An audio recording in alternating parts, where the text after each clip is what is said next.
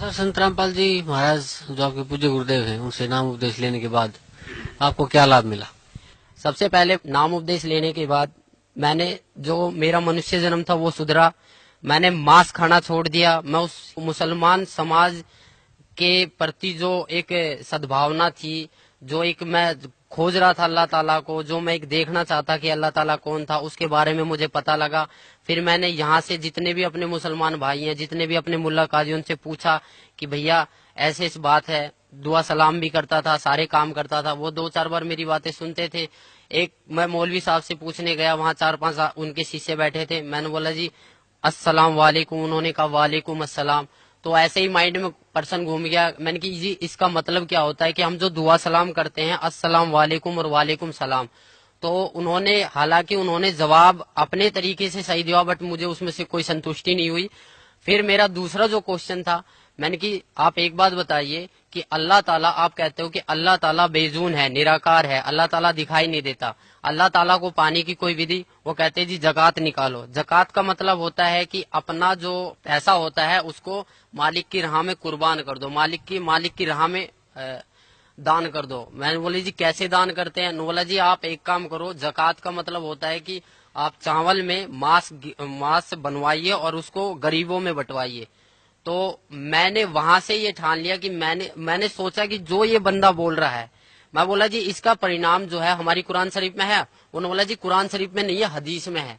मैं बोला जो आसमानी किताबें उतरी है, हमारी कुरान शरीफ उतरी है, तौरेत उतरी है, इंजील उतरी है और जम्बूर उतरी है, इनके अलावा अगर आप मेरे को कोई और किताब दिखाओगे तो मैं कैसे मान लूंगा? बोला जो कुरान शरीफ है उसमें तो खाली अरबी भाषा है और जो हदीस है उसके मायने हदीस में है। मैं बोला फिर जो कुरान शरीफ हिंदी में निकल रही है उसका क्या अर्थ है? बोला वो किसी ने गलत चला दिया, उसमें कुछ मायनों का अर्थ कुछ गलत होता है। तो इसी प्रकार मुझे भटकाया गया। मैं बहुतों से मिला। इसके बाद जो भी मुझे संतुष्टि हुई सदगुरु रामपाल जी महाराज के चरणों में आने से हुई है।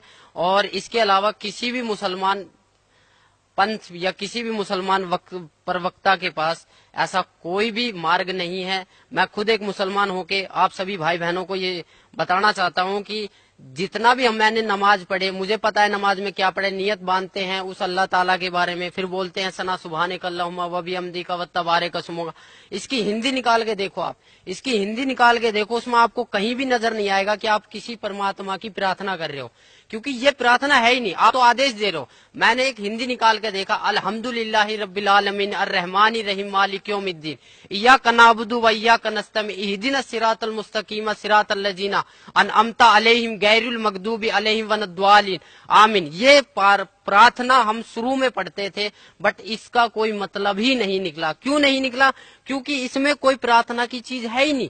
हम तो आदेश दे रहे हैं कि ए पैगंबर तू वहां जा, तू फलानी जगह, तू ये काम कर, तू ये काम कर। ये तो हम एडवाइस कर रहे हैं, पर हमें एक प्रार्थना करनी है। हमें नमाज का मतलब समझना है। नमाज चीज क्या है? नमाज का मतलब जो है परमात्मा बताते हैं कि नमाज का मतलब होता है कि अरदास लगाना, अपनी प्रार्थना लगाना, नित्य नियम करना। हमें 5 टाइम की नमाज दी है, फजर, जोहर, असर, मगरिब, ये 5 टाइम की जो नमाज दी है, पर आज लग हमने नमाज कौन सी सच्चे दिल से पढ़ी?